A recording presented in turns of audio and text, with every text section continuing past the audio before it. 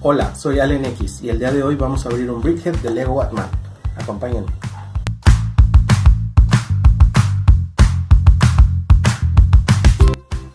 Lego tiene esta serie de juguetes llamadas Brickheads, que básicamente son figuras en miniatura de diferentes personajes con piezas de Lego. En esta ocasión tenemos aquí a Batman, a quien vamos a armar en unos momentos.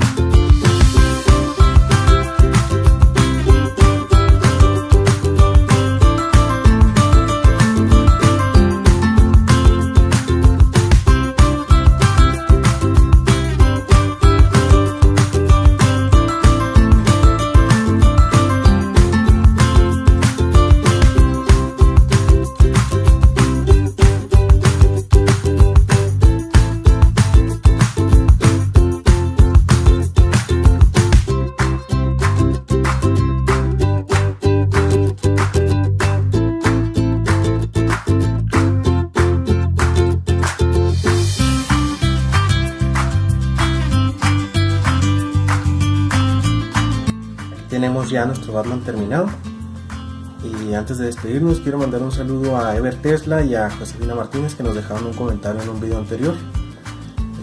Al igual que ellos, ustedes también dejan los comentarios, denle like a este video, suscríbanse a nuestro canal y compártanlo para tener más unboxing como este. Bye.